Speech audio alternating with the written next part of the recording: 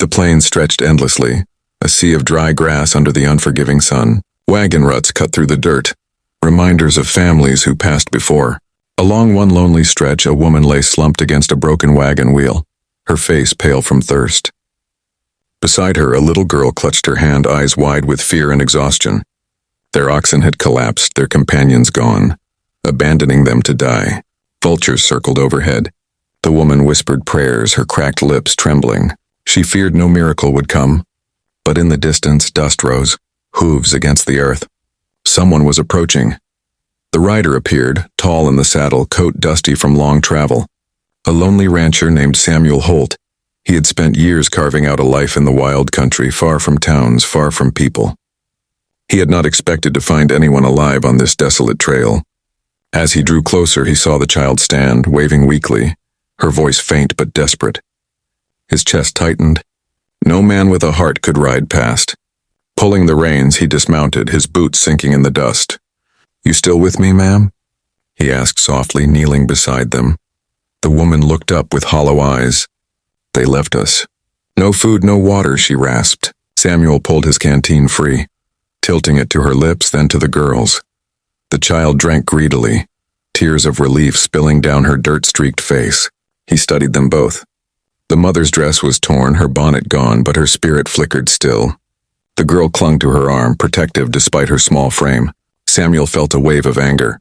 What kind of men left a woman and her daughter to die on the trail? He knew he couldn't leave them here. "Easy now," he said, voice steady as the prairie wind. He carried the woman to the shade of his horse, then lifted the girl into the saddle. His ranch lay 2 days' ride south, tucked in the foothills where a creek ran clear. He hadn't brought anyone there in years. Yet as he glanced at the woman, her lips pale but whispering thanks, he knew he would. The girl clutched his hand, not wanting to let go. "What's your name, sweetheart?" he asked. "Clara," she whispered. He nodded, already making a silent promise to keep her safe. They rode slow, Samuel supporting the weakened woman in the saddle before him, while Clara rode behind. The sun bled across the horizon, painting the sky in crimson. Coyotes howled in the distance. Samuel's sharp eyes scanned the prairie, watchful for raiders or outlaws who preyed on the weak. The woman leaned against his chest, her breathing shallow but steadier than before. Clara hummed softly as if trying to lull her mama to rest. Samuel tightened his hold. He had been alone too long.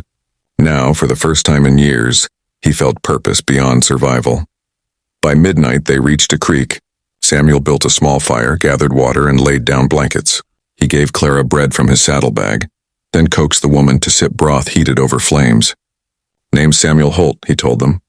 "You'll rest here tonight and tomorrow we'll ride to my ranch." The woman, weak but grateful, managed a whisper. "Mary." Her eyes glistened with tears as she watched her daughter nibble bread like a starving sparrow. Samuel caught the look, a mother's endless worry. He knew he'd do everything in his power to ease it. The night was long, filled with the rustle of prairie grass and distant calls of owls. Samuel sat awake, rifle across his knees, watching the stars. Memories haunted him. His own family lost to fever years ago, the reason he had chosen solitude. Yet now, with a child curled by the fire and a woman sleeping under his coat, he felt something stir. Not love yet, but a duty stronger than steel. By dawn, Mary stirred, whispering thanks again. Samuel only shook his head. "Save your strength. I reckon you'll need it where we're going." The second day's ride was easier. Mary, though weak, sat straighter in the saddle.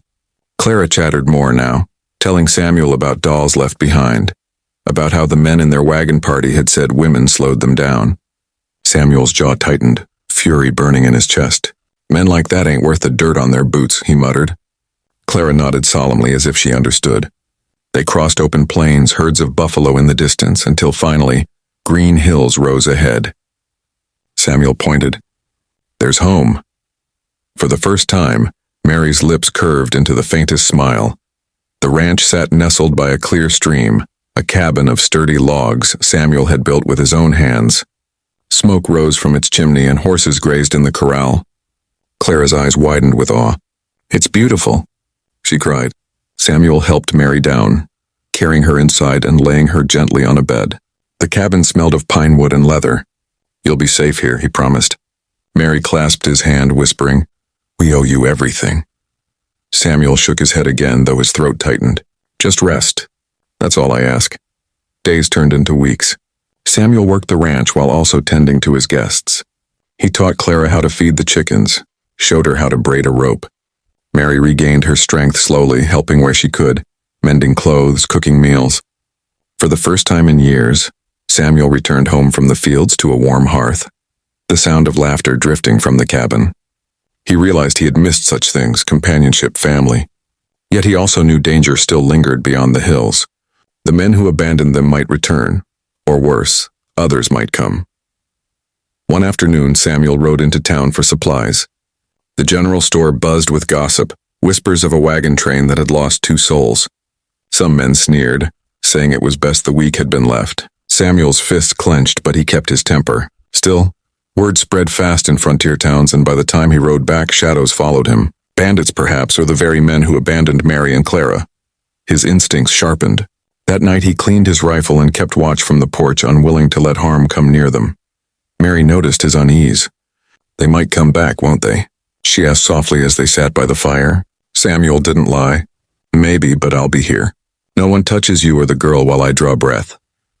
She reached for his hand, her fingers trembling. For the first time, he saw hope flicker in her eyes instead of despair. Clara, half asleep on a blanket by the fire, murmured, "Papa Sam." The word hit Samuel harder than any bullet. His chest ached, but in the best way. He hadn't known he still had a family's place in him. The attack came at dawn. 3 riders approached, rifles glinting in the morning light. Samuel stood in the yard, rifle ready. Mary pulled Clara inside, clutching her close. The men sneered, demanding the woman back, claiming she owed them for slowing the train. Samuel spat in the dirt. "You left them to die. They're mine to protect now."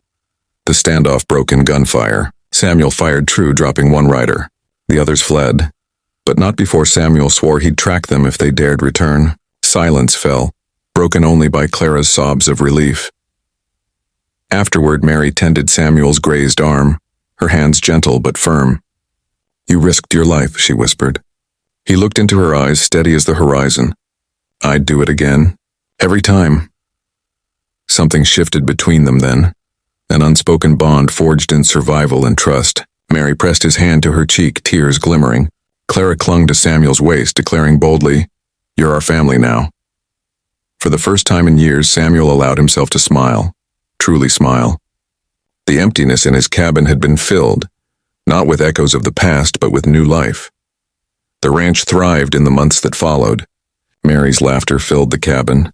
Clara's footsteps echoed in the yard. Samuel found peace in teaching Clara to ride, in sitting by the fire with Mary after chores were done.